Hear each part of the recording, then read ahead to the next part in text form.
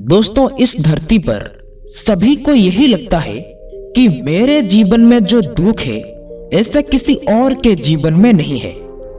दोस्तों, आज की ये कहानी आपको बताएगी कि इस दुनिया के सबसे सुखी व्यक्ति आप ही है। किसी ने सही कहा है कि जिसके जीवन में संतोष नहीं वो जिंदगी में कभी भी खुश नहीं रह सकता। उसको बेचैनी रहती है, उसको कितना भी दे दो उसका मन कभी भी खुश नहीं हो सकता। दोस्तों, एक समय की बात है, एक गांव में एक लड़की रहती थी।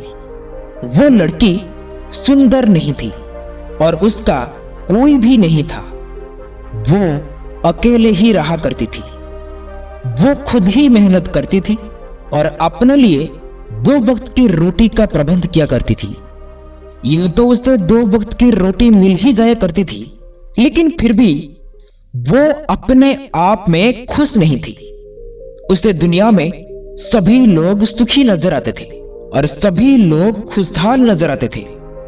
वो हमेशा दूसरों का जीवन को देखकर खुद को कोसती रहती थी, खुद को तरह तरह की बातें कहती थी। वो कहती थी कि हे ईश्वर, आपने सभी को खुशहाल बनाया है, सभी को सुख दिया है, सभी को इतना सुंदर बनाया है, तो मुझे क्यों नहीं? आखिर मैंने ऐसा क्या किया था? आखिर मेरी गलती क्या थी? हे ईश्वर, मैं जानती हूं आप मुझसे कोई बदला ले रहे हैं। दोस्तों, इसी प्रकार एक दिन वो अपने आप से नाराज होकर, निराश होकर एक पेड़ के नीचे बैठी हुई थी और रो रही थी। तभी वहां से एक बौद्ध भिक्षु गुजर रहे थे। उन्होंने जब उस लड़की को रोते हुए देखा तो वो उसके पास गए और उन्होंने उस लड़की से कहा, पुत्री, क्या बात है, तुम क्यों रो रही हो? इसका जवाब देते हुए वो लड़की उन बौद्ध भिक्षु से कहती है, हे गुरुवर, मुझे कोई पसंद नहीं करता क्योंकि मैं काली हूं, मैं सुंदर नहीं हूं और मेरे रंग को लेकर लोग मेरा मजाक बनाते हैं। मेरा कोई नहीं है, मेरे पास तो धन भी नहीं है। हे गुरुवर, इस दुनिया में हर कोई सुखी है, हर किसी के पास सब कुछ है, हर कोई अपना जीवन खुशहाली से जी रहा है। सभी के पास सब कुछ है तो मेरे पास क्यों नहीं? आखिर मैंने ऐसा क्या किया था? आखिर इसमें मेरा क्या कसूर है? क्या मुझे सुखी होना हक नहीं? क्या मुझे अपना जीवन को खुशहाली से जीने का हक नहीं है? उन बौद्ध भिक्षु ने उस लड़की की सारी बातें ध्यानपूर्वक सुनी और इसके बाद वो लड़की से कहते हैं, पुत्री, अगर तुम मुझे उस व्यक्ति से मिलवा दो जो अपने जीवन में सुखी हो तो मैं तुम्हें एक ऐसी चीज दूंगा जिससे तुम सुंदर और सुखी दोनों बन जाओगे। उन बौद्ध भिक्षु के मुख से ये बातें सुनकर वो लड़की बहुत प्रसन्न हुई और तुरंत ही उन बौद्ध भिक्षु से कहती है, हे गुरुवर, क्या सचमुच ऐसा हो सकता है? इस पर वो बौद्ध भिक्षु ने उस लड़की से कहते हैं, हाँ पुत्री, ये अवश्य ही हो सकता है। तभी वो लड़की उन बौद्ध भिक्षु से कहती है, हे गुरुवर, यदि ये सचमुच संभव है तो मैं एक ऐसे आदमी को जानती हूं जो अपने जीवन में बहुत सुखी है। मैं उसे अभी लेकर आती हूं। कृपया आप मेरा यहीं पर इंतजार करना।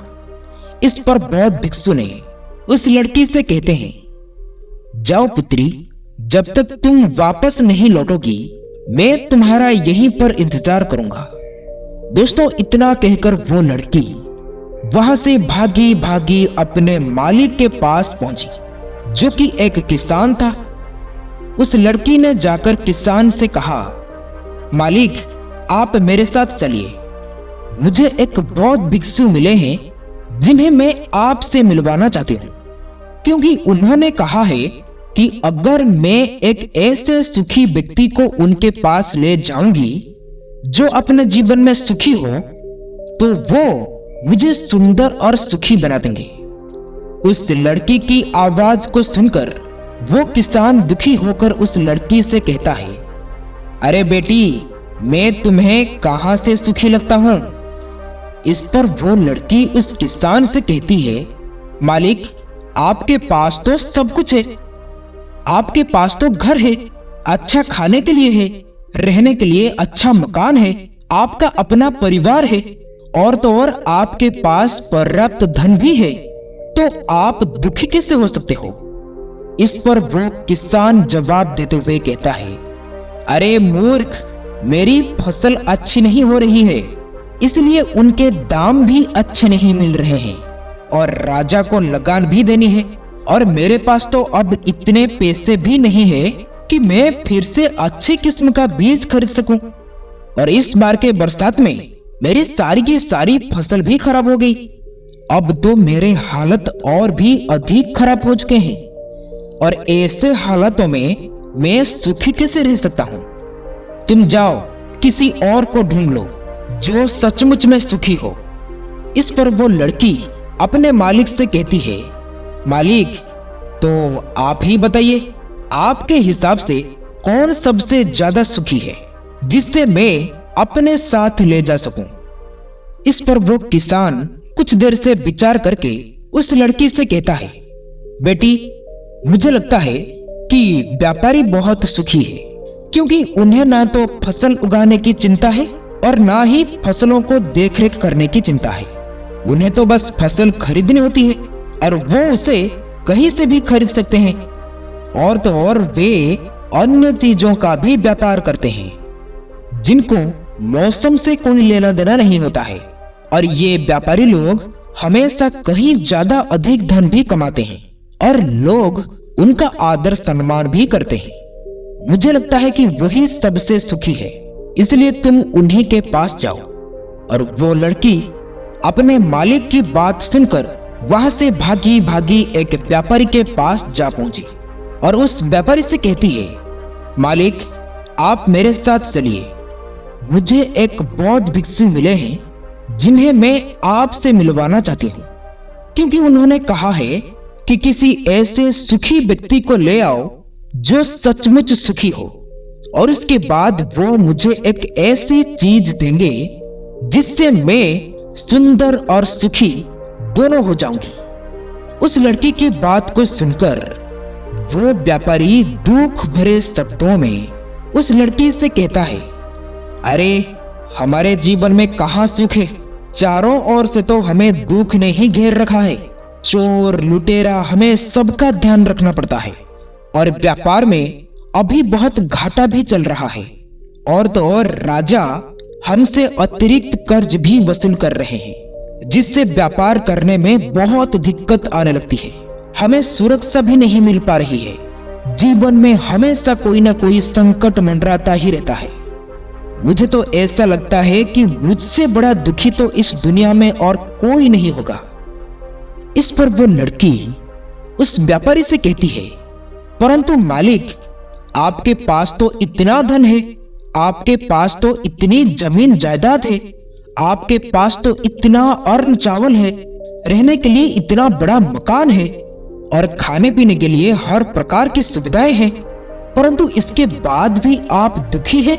ये तो बहुत अजीब सी बात हुई। मुझे तो लगता था कि आप बहुत सुखी होंगे।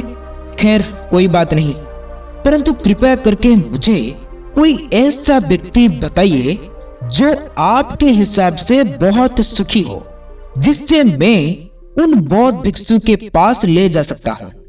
इस पर वो व्यापारी कुछ देर तक सोच विचार करके उस लड़की से कहता है, बेटी, मुझे लगता है कि राज्य की अधिकारी बहुत सुखी है, क्योंकि वो सीधा राजा से संबंध रखते हैं, उनके पास अधिकार है, और वो धनवान भी है।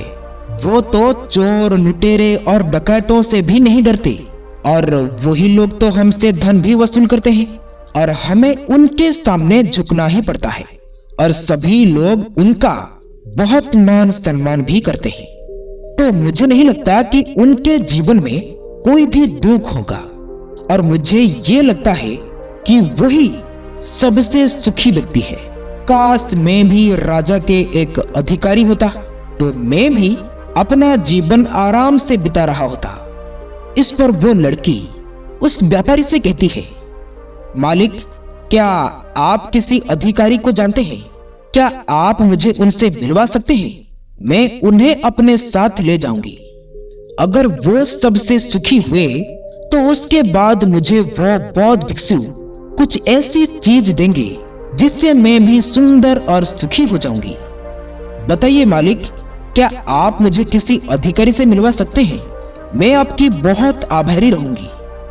ये बातें सुनकर व्यापारी को उस लड़की पर दया आ गई और उसने उस लड़की को एक अधिकारी से मिलवा दिया जिससे वो व्यापारी जानता था। दोस्तों, उसके बाद उस लड़की ने अधिकारी से मिलने के बाद उस अधिकारी से कहा, मालिक, कृपया करके आप मेरे साथ चलिए। मुझे एक बौद्ध भिक्षु मिले हैं जिन्हें मैं आपसे मिलवाना चाहती हूँ, क्योंकि उन्होंने मुझसे कहा है कि अगर मैं एक सुखी व्यक्ति को उनसे मिलवा दूंगी तो वो मुझे एक ऐसी चीज देंगे जिससे मैं सुंदर और सुखी दोनों हो जाऊंगी। इस पर वो अधिकारी ने उस लड़की से कहता है, अरे बेटी, तुम्हें किसने कह दिया कि मैं सुखी हूं? अरे मेरे जैसा दुखी व्यक्ति तो इस दुनिया में और कोई नहीं होगा। तुम्हें नहीं पता हम पर कितना दबाव होता है, हमारे ऊपर कितनी जिम्मेदारियां होती है। हमें हर एक आदेश को पूरा करना होता है और वो आदेश भी इतनी आसानी से पूरे नहीं होते हैं। उनके लिए हमें कितनी मुश्किलें उठानी पड़ती है, कितनी दिक्कतों का सामना करना पड़ता है। राजा कुछ भी आदेश देते हैं तो उसे हमें लागू करना पड़ता है। जनता का गुस्सा और तरह तरह की मुश्किलें और सभी परिणाम हमें ही झेलना पड़ता है। और तुम्हें लगता है कि मैं सुखी हूं? ऐसा कुछ भी नहीं है।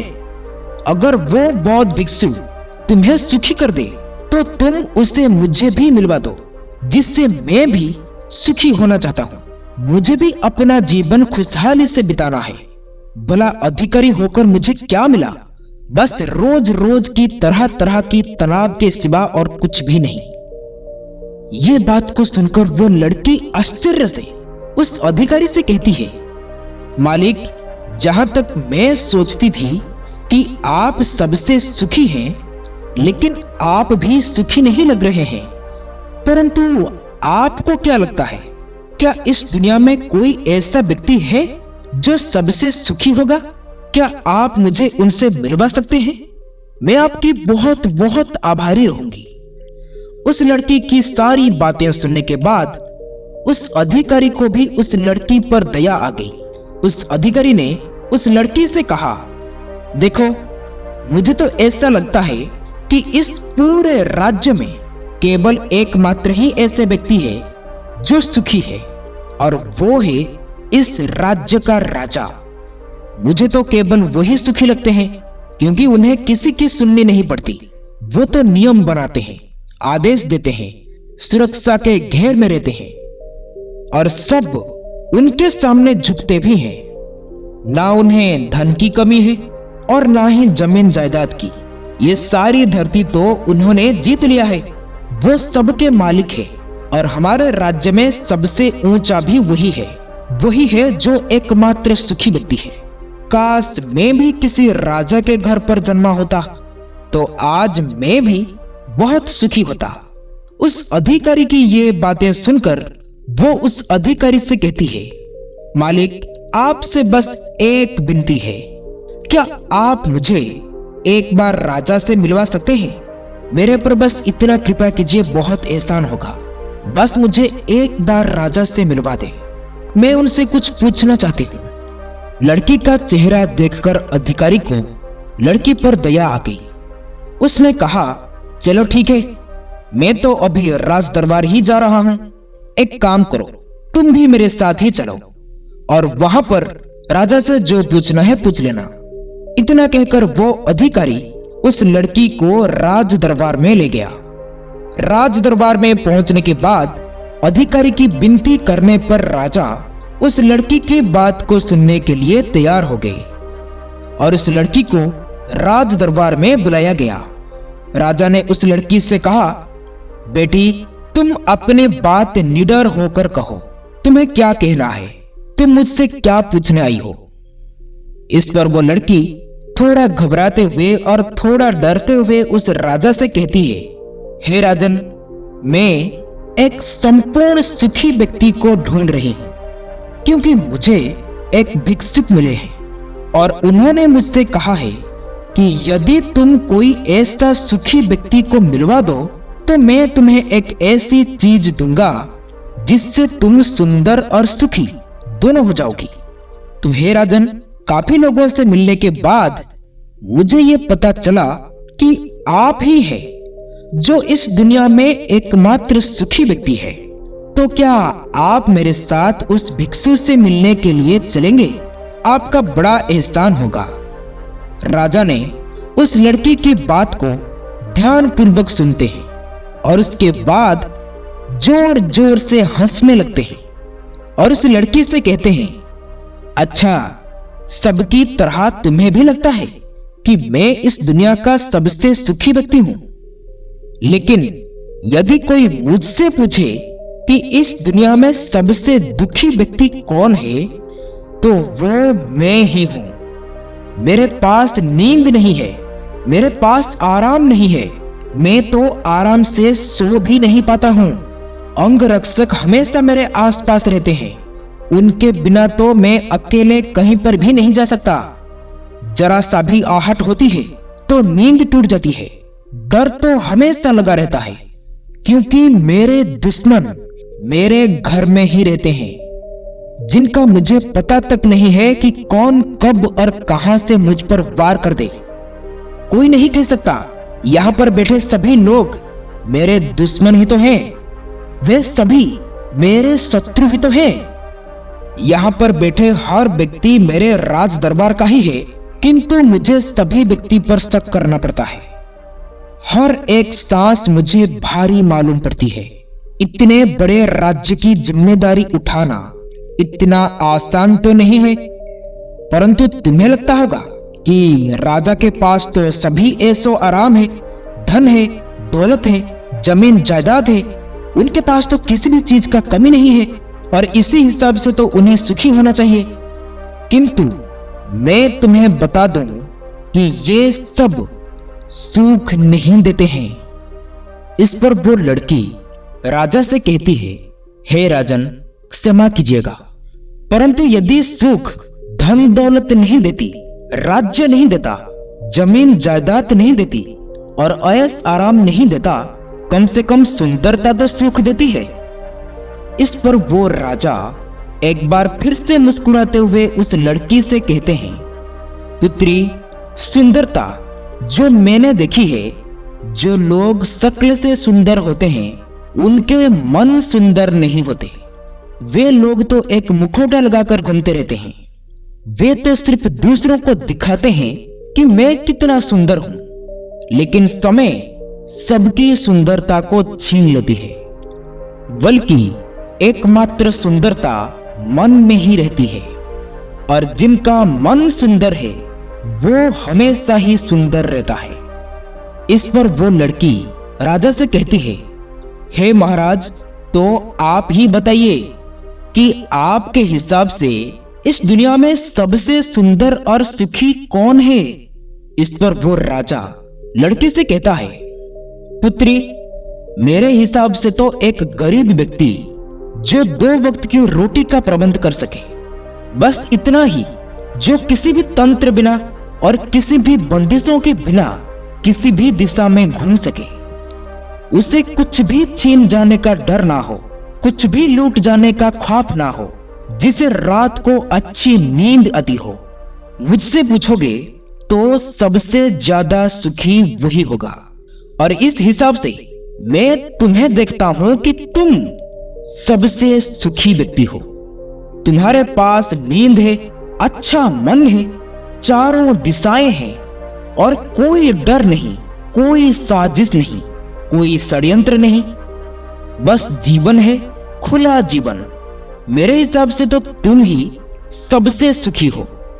राजा की ये सारी बातें सुनकर एक पल के लिए वो लड़की सोच में पड़ गई और तभी उसे इस बात का एहसास भी हो गया कि वाकई में वो ही एकमात्र सुखी है, वही सुंदर है। और अब वो जो थी, जैसे भी थी, उसे खुद के होने पर गर्व होने लगा।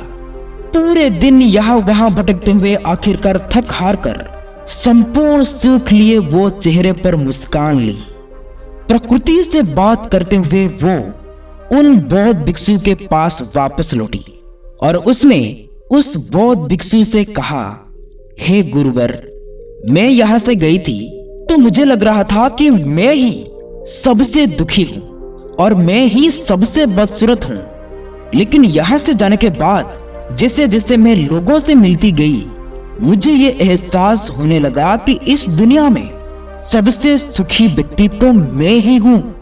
हाँ, मैं किसी सुखी व्यक्ति को आपके पास तो ना ला सका, क्योंकि मुझे लगता था कि मुझे छोड़कर सब सुखी हैं, लेकिन बात तो कुछ उल्टी ही हो गई। यह तो मुझे छोड़कर सभी दुखी हैं। सभी को तो किसी न किसी चीज को लेकर डर है, कुछ न कुछ खो जाने का डर है, कुछ ना पाने का डर है, खुलकर ना जी पाने का डर है। लेकिन इस हिसाब से देखा जाए तो मेरे पास तो सब कुछ है। मैं खुशी से झूम सकती हूँ, गा सकती हूँ, जहां मन करे वहां जा सकती हूँ, और 2 वक्त की रोटी का इंतजाम करने के लिए ईश्वर ने मुझे 2 हाथ और 2 पैर दिए हैं। मुझे किसी चीज का कोई गम नहीं। मेरे पास ऐसा कुछ भी नहीं जिसके खोने का डर मुझे सताए। इस पर बौद्ध भिक्षु उस लड़की से कहते हैं, आखिरकार तुम्हें वो सुंदरता और वो सुख मिल ही गया। अब से तुम सुंदर और सुखी हो। ये कहकर वो बौद्ध भिक्षु वापस अपने आश्रम की ओर लौट गए। वो लड़की भी अब जान चुकी थी कि वही सबसे सुंदर और सुखी है। अब उसे किसी के बात का कोई गम नहीं था।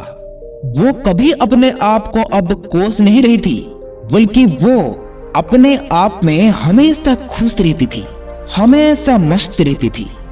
दोस्तों, हमें भी ऐसा लगता है कि हमारे पास कुछ नहीं और सामने वाले के पास सब कुछ है।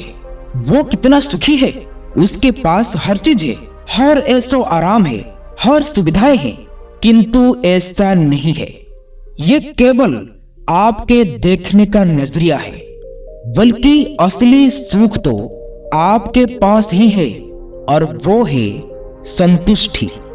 यदि आप अपने आप से संतुष्ट हैं, आपके पास जो कुछ भी है उसमें यदि आप खुश हैं, आपको कोई भी दुख परेशान नहीं कर सकता। किंतु हमारी सबसे बड़ी तकलीफ तो यही है कि हम खुद को नहीं बल्कि दूसरों को ज्यादा देखते हैं। दूसरों से हम ज्यादा प्रेरित होते हैं और उनकी खुशी को देखकर हमारे भीतर ईर्ष्या का भाव उत्पन्न होने लगता है। हमें तकलीफ होती है कि उनके पास इतना सुख कैसे है और हम इतने दुखी क्यों हैं। दोस्तों, हम केवल उनकी तरफ ही नजर गड़े हुए हैं, परंतु हमने तो अपने पास देखा ही नहीं कि हमारे पास क्या है। हम उस पर कभी ध्यान ही नहीं देते, बल्कि हम तो हमेशा इस पर ध्यान देते हैं कि हमारे पास क्या नहीं है, और यही नजरिया आपको दुख और तकलीफों की ओर ले जाती है। आप चाहकर भी सुखी नहीं रह पाते, क्योंकि आपने अपना नजरिया खुद पर नहीं बल्कि दूसरों पर रखते हैं। यदि आप इस तरह से सोचे कि मेरे पास सब कुछ है, रहने के लिए अच्छा घर है, खाने के लिए अच्छा खाना है, पहनने के लिए अच्छे कपड़े हैं, कम से कम 2 वक्त की रोटी तो आपके लिए इंतजाम हो ही जाता है, लेकिन बहुतों के पास तो ये भी नहीं होता है, क्योंकि इस दुनिया में ऐसे भी लोग हैं जो आपके तरह जीने को सपना देख रहे हैं। दोस्तों, आशा करता हूं कि आपको इस वीडियो से काफी कुछ सीखने को मिला होगा। आप अपना कीमती समय देने के लिए आप सबको बहुत बहुत धन्यवाद। यह कहानी आप लोगों को अच्छी लगी हो तो वीडियो को शेयर, सब्सक्राइब, लाइक जरूर करें। फिर मिलेंगे कुछ नया सीख के साथ और एक नई वीडियो में। तब तक के लिए आप अपना ख्याल रखें। नमो बुद्धाय। जय हिंद।